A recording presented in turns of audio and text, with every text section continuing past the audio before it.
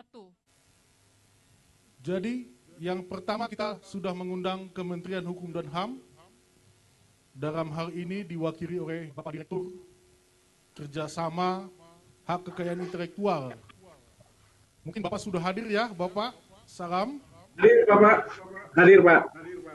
Oke, Bapak Daurat Pandopatan Silitonga, Direktur Kerjasama dan Pemberdayaan Kekayaan Intelektual. Terima kasih Bapak mewakili Pak Menteri sudah bisa hadir di acara kita. Kemudian kami juga mengundang narasumber kita, Bapak Irwan Hadi Winata, selaku Ketua Umum Sahabat Advokat Nusantara Indonesia. Terima kasih Bapak sudah hadir. Didampingi oleh Ibu Feni Yorandani, selaku Sekretaris Jenderal, dan juga Krismawan, selaku Konsultan Haki. Ketua Umum Sani, silakan mau menanggapi atau bertanya. Assalamualaikum warahmatullahi wabarakatuh. Terima kasih Pak Ketua Dr. Musa Darwin. Pertama-tama saya apresiasi dikeluarkannya PP 56 tahun 21 ini. Memang di sana diatur lebih spesifik, ya. Tetapi juga setelah mendengar dari pihak musisi, ya, memang kita agak miris mendengarnya. Karena selama ini yang diperhatikan adalah musisi-musisi yang terkenal, ya, musik, lalu produser-produser. Tetapi bagi artisnya sendiri, penyanyi, ya, penari, itu termasuk di sana semua. Karena itu mengandung cipta. Cipta itu bukan hanya sekedar hak dan kewajiban, tetapi cipta itu juga termasuk seni budaya yang harus kita lindungi, dan pemerintah harus memberi fokus yang sangat intens terhadap mereka itu. Lalu juga mengenai adanya beli putus, ya, mengenai syair lagu dari pencipta. Karena juga selain ada para pencipta yang sudah bermodal, tetapi ada pencipta yang baru muncul, tetapi dia ingin mengaplikasikan dia punya seninya. Nah, mereka ini perlu diatur. Kasihan hak mereka ini. Begitu beli putus, hilang. Ternyata dia punya lagu lirik menjadi top. Mungkin nanti pihak dari seniman bisa mencontohkan siapa-siapa aja yang, ya, banyak sekali itu. Saya lihat itu. Nah, ini perlu pemikiran dari pemerintah, ya. Mungkin nanti dari diskusi kita akan kita ketemukan apa yang harus kita buat. Sementara gitu, Pak. Baik, bisa langsung ditanggapi Pak Direktur. Pak, yang Bapak penanya tadi sampaikan itu sesuatu yang memang terjadi, Pak. Kalau kita lihat penyanyi-penyanyi di Amerika begitu, yang sudah punya aturan yang begitu baik, dampak yang positif adalah terlindunginya pencipta-pencipta sampai kepada turunannya. Memang kita tahu bersama bahwa misalnya pencipta lagu itu dilindungi seumur hidup dan setelah meninggal 70 tahun. Tetapi ada sisi lain yang tadi disampaikan oleh Bapak yang mungkin kita sedikit terlewat begitu. Beli putus itu mungkin tahun-tahun sebelumnya itu paling sering itu beli putus itu. Yang penting dapat uangnya dulu. Soal nanti meledaknya nanti itu udah resiko bagi dia. Kalau tiba-tiba meledak ya dia nggak dapat apa-apa. Itu kalau nggak salah beli putus seperti itu ya. Nah, ini harus diatur Pak. Ini sesuatu masukan baru. Tetapi intinya adalah bahwa kita harus mengatur tahap demi tahap Pak. Bagaimana mungkin nanti semua yang terkait dengan seni atau ciptaan-ciptaan yang terkait dengan seni semua bisa terlindungi Pak. Kita mulai dengan royalti dulu Pak. Dan kemudian bagaimana melindungi pencipta-pencipta lagu yang penting dia dapat duit dulu. Nanti kalau meledak dan sebagainya itu resiko dia. Itu harus diatur lebih lanjut Pak dalam perlindungan-perlindungan yang semakin kita ciptakan banyak perlindungan agar apa yang kita harapkan bahwa pencipta di Indonesia itu terlindungi dan mendapat nilai ekonomis yang sangat baik. Terima kasih Pak atas sarannya Pak.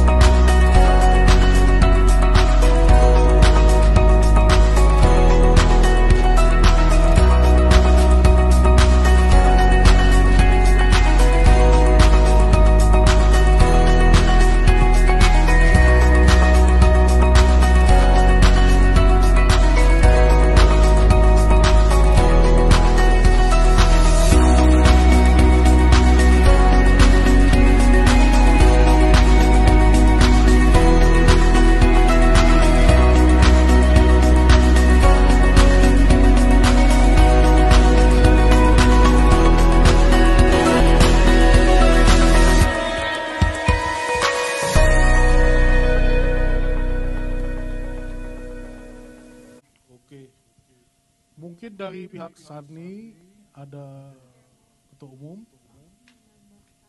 menanggapi mengenai kasus tersebut.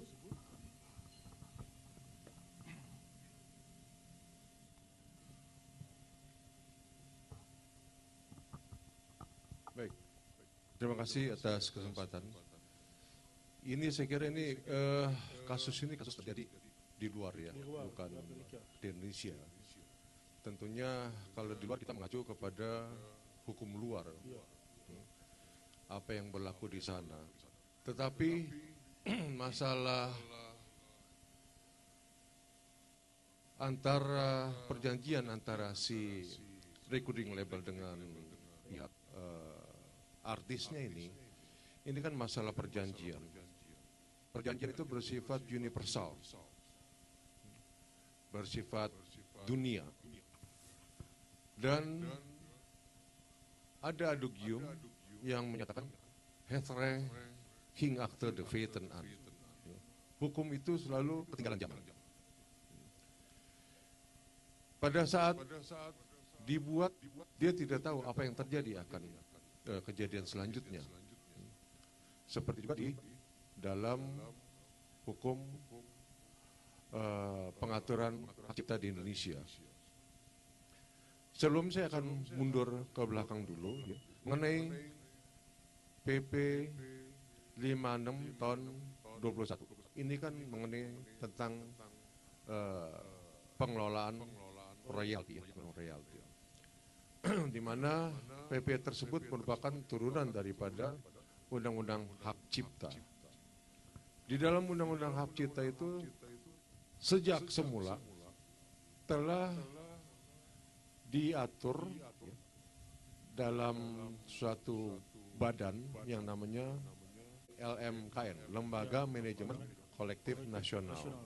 Nah, lembaga ini adalah yang diberi wewenang untuk mengutip royalti bagi para pemakai yang secara limitatif disebutkan di 14 titik area publik. Itu di 2014 sudah diatur dalam undang-undang. Tetapi di dalam perjalanan, saya pernah mengikuti sebentar, itu dari Badan Ekonomi Kreatif yang mencanangkan satu sistem untuk mengutip satu royalti juga semacam itu ya, yang namanya portamento ya, di 2017. Nah, portamento ini sampai di 2019 yang usulan dari Bekraf dibubarkan oleh Presiden Jokowi menjadi Bapak Rekraf, Badan Pariwisata Ekonomi Kreatif. Makanya tadi semula saya bilang bahwa cipta ini bukan hanya hak dan kewajiban, tetapi termasuk juga seni budaya. Artinya apa? Di sini juga mengikutkan menteri lain yang terkait. Seperti rekan saya tadi bicara, ya ada menteri yang lainnya itu di sana. Nah, saya nggak tahu perjalanan antara LMKN dengan Porta Metro. Ada pihak musisi dalam tanda kutip yang pro ke LMKN dan pro ke Porta Metro. Dan di dalam pendapat mereka, kalau yang satu pihak segera dibuat aturan mengenai pengutipan royalti. Di pihak lain ada kekhawatiran bahwa royalti yang dipungut itu tidak sampai kepada para pencipta, pemegang hak cipta yang terkaitnya. Nah ini kan ada dua sisi, gitu. Nah kalau kita melihat daripada kasus tadi, ya, seperti juga kasus yang ada di Indonesia, banyak juga terjadi contoh-contoh seperti itu. Kalau Pak Sitomo yang tadi bilang mensitir daripada KUH Perdata mengenai syarat-syarat perjanjian, itu memang seyogianya diperhatikan di sana. Saya melihat sampai saat ini kurang adanya sosialisasi mengenai undang-undang hak cipta terkait dengan para pencipta dan pemegang hak lainnya.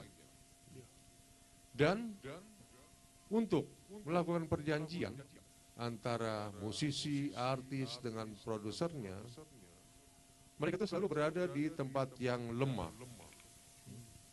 Dan seharusnya ini adalah didampingi oleh konsulan hukum atau pengacara.